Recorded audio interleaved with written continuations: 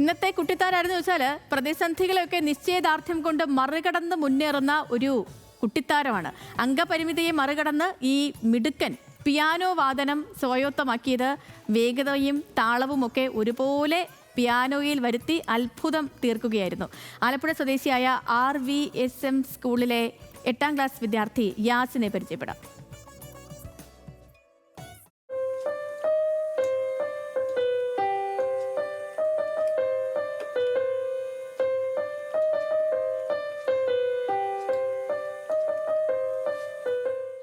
ഈ കൈകളിൽ ഏതീടവും വഴങ്ങും. അത് ശാസ്ത്രീയമായി പഠിച്ചിട്ടല്ല, സ്വാഭാവികമായി വന്നു ചേർന്നതാണ്.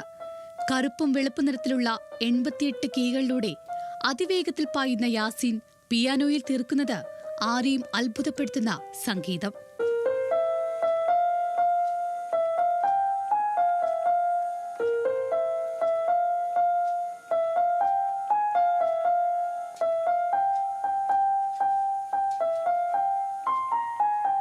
എനിക്ക് ഒരു ദിവസം ബോറടിച്ചപ്പോൾ ആപ്പി കടയിൽ നിന്നൊരു കളിപ്പാട്ട കീബോർഡ് വാങ്ങിച്ചു തന്നു.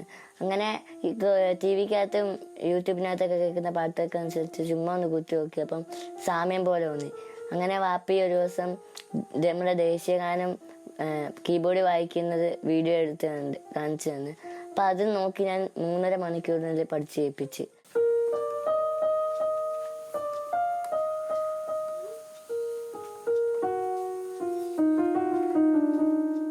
സ്വന്തമായി പിയാനോ പഠിക്കാൻ കഴിയുമോ എന്നുള്ള ചോദ്യത്തിന് ഉത്തരമാണ് യാസീൻ. അതും കേൾക്കുന്ന ഏത് പാട്ടും മണിക്കൂറുകൾ കൊണ്ട് പിയാനോയിലേക്ക് എത്തിക്കും. ഇത് ബാക്ക്ഗ്രൗണ്ട് റിതംസ് മാറ്റുന്നത്, പിന്നെ ഇത് ട്രാൻസ്പോസ് ടെമ്പോ ചേഞ്ച് ചെയ്യുന്നത്, പിന്നെ ഇത് വോളിയം കൂട്ടുന്നത്, പിന്നെ ഈ ലിവർ പിച്ച് കഴ്സർ ഇത് പിച്ച് മാറ്റുന്ന സാധനം, പിന്നെ ഇത് ഓരോ ട്യൂണുകൾ സേവ് ചെയ്ത് വെക്കുന്നത്. ചെറിയ കളിപ്പാട്ടത്തിൽ ആരംഭിച്ച പിയാനോ വായനയ്ക്ക് പ്രോത്സാഹനം കൂടി വന്നു.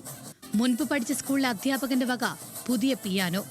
ഇപ്പോൾ ഉപയോഗിക്കുന്നത് പിതാവ് ഷാനവാസ് ജോലി ചെയ്യുന്ന സ്ഥാപനത്തിന്റെ സമ്മാനം.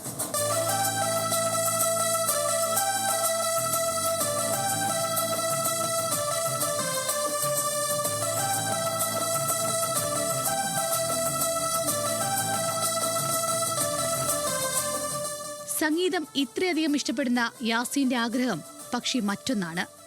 ഡ്രീം എന്ന് വെച്ചാൽ ഒരു scientist, astronomic scientist.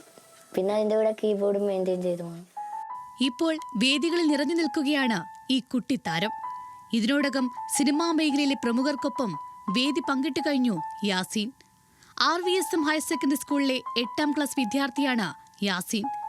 India book of റെക്കോർഡ്സിലും സംസ്ഥാന സർക്കാരിന്റെ ഉജ്ജ്വല ബാല്യം പുരസ്കാരവും ഈ മിടുക്കിനെ തേടിയെത്തി.